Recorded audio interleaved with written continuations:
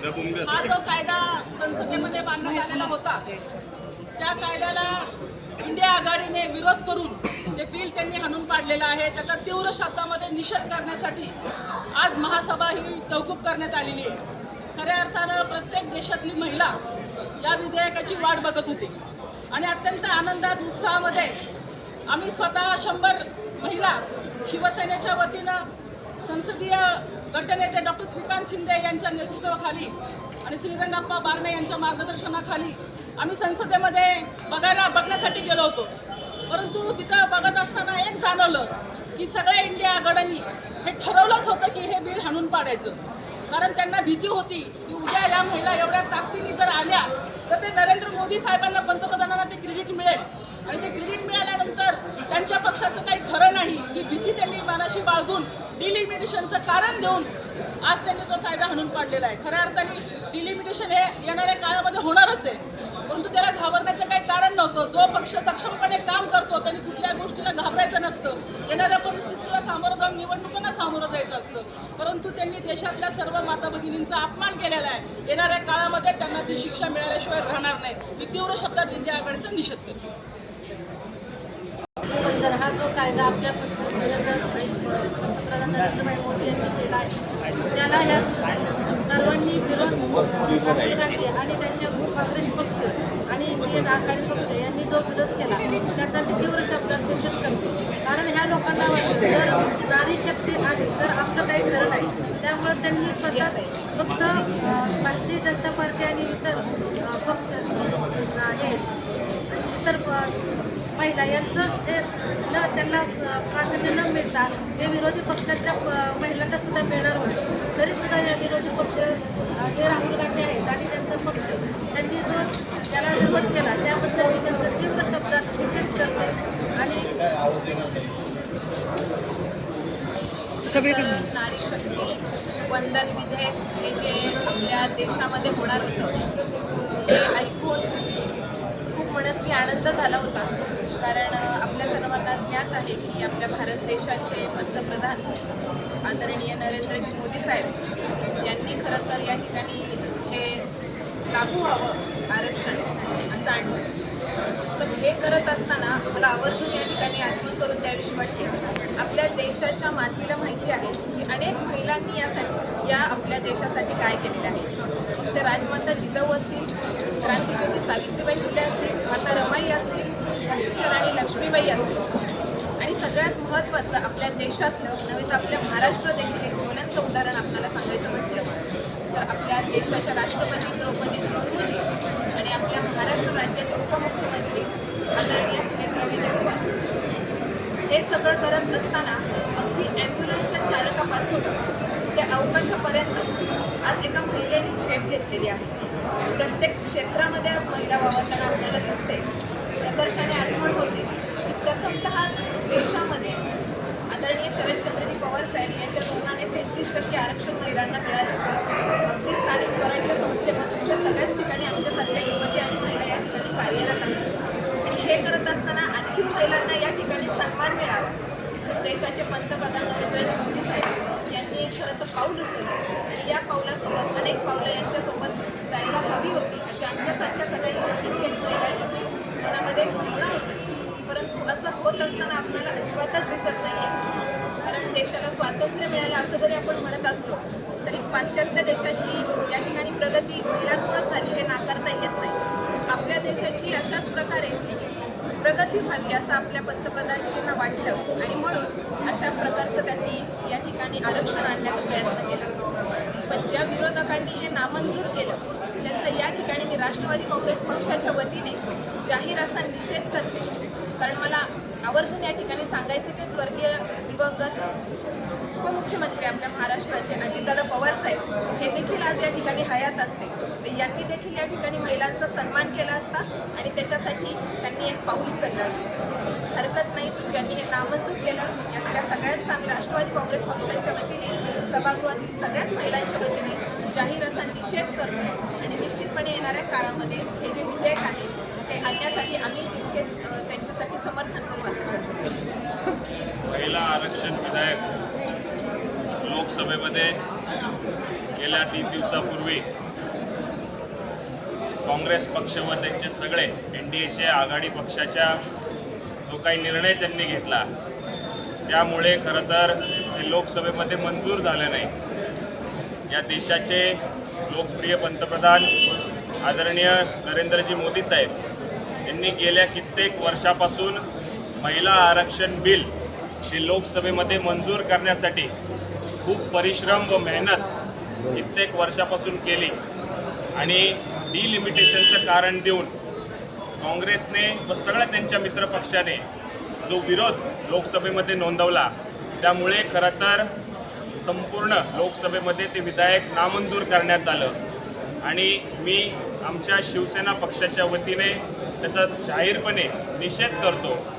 आज या राज्याचे उपमुख्यमंत्री सन्माननीय एकनाथजी शिंदे साहेब यांनी आमची जी एक राज्यसभेची जागा होती ती राज्यसभेची जागा एका सामान्य महिलेला देऊन त्या महिलेला लोकसभेमध्ये आज पाठवण्याचं काम केलं।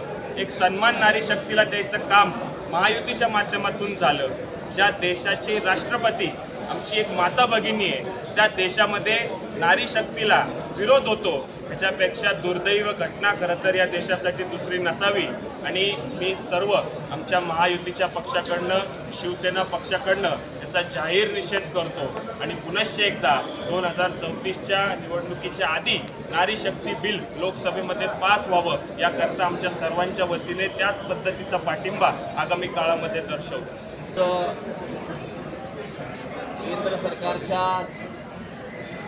एका चांगल्या आणि भारताला कलाटणी देणाऱ्या महत्त्वाकांक्षी नारी शक्ती वंदन या विधेयकाला लोकसभेमध्ये इंडिया आघाडीच्या वतीनं जो विरोध झाला त्या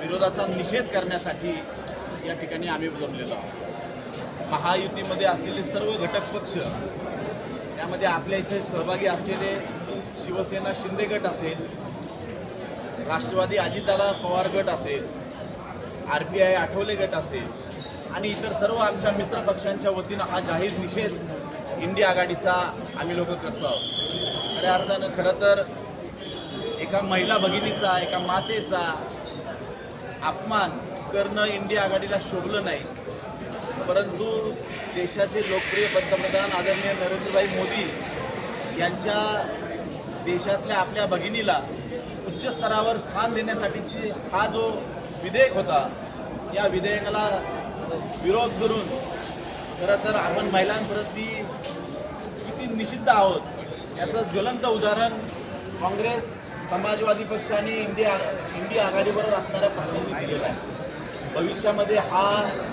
हे चांगलं विधेयक महिलांच्या उन्नतीसाठी नव्हे तर देशाच्या प्रगतीसाठी होणारच आहे, परंतु हा वेळ फालतूमध्ये घालवला आणि इंडिया आघाडीनं त्यांचा नालायकपणा दाखवून दिलेला आहे। मी इंडिया आघाडीचा तीव्र शब्दात या ठिकाणी भारतीय जनता पक्षाच्या वतीनं निषेध करतो आणि उद्याच्या काळात हे विधेयक पास होईल अशा पद्धतीनं आपण सर्वजण त्याला समर्थनीय राहणार आहोत अशी देखील ग्वाही देतो। धन्यवाद। नमस्कार।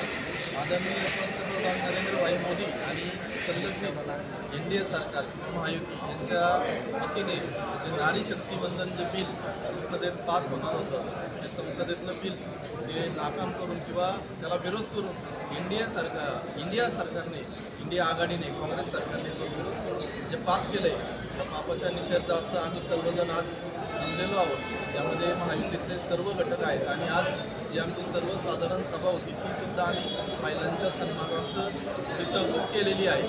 आपल्याला सर्वांना माहिती आहे की राजमाता जिजाऊंनी छत्रपती शिवाजी महाराजांना जन्म दिला, त्यामुळंच हा संपूर्ण महाराष्ट्र किंवा भारत देश हा स्वराज्य पाहू शकला किंवा आपण आत्ता श्वास घेत आहोत। जो आपली प्रगती होत आहे ती छत्रपतींमुळेच होत आहे। म्हणजे महिलेचं आपल्या समाजात काय अस्तित्व आहे हे आपल्याला सर्वांना माहिती आहे। पाश्चात्य देशात महिलेला सर्व क्षेत्रात ते सामाजिक असेल, व्यावसायिक असेल, राजकीय असेल, क्रीडा असेल किंवा विज्ञान असेल सर्व क्षेत्रात पुरुषांना एवढाच समान अधिकार असतो, परंतु भारतामध्ये तो नाही आहे। आत्ता स्थानिक स्वराज्य संस्थांमध्ये महिलेला 50% आरक्षण आहे। आत्तासुद्धा महानगरपालिकेमध्ये 50%पेक्षा जास्त महिला आपल्याला पाहायला मिळत आहेत। तोच कायदा त्याच धोरणाला अधिक व्यापक प्रमाणात करण्यासाठी आदरणीय पंतप्रधान नरेंद्रभाई मोदींनी विधानसभेत लोकसभेत सुद्धा तसाच व्यापक दृष्टिकोन महिलांच्यासाठी ठेवला होता, परंतु काँग्रेस सरकारने त्याला विरोध केला. त्यामुळं काँग्रेस सरकारचं आम्ही सर्व जाहीर निषेध तर करतोच, पण उद्या आदरणीय मुख्यमंत्री देवेंद्रजी फडणवीस यांच्या नेतृत्वाखाली मुंबई येथे वरळी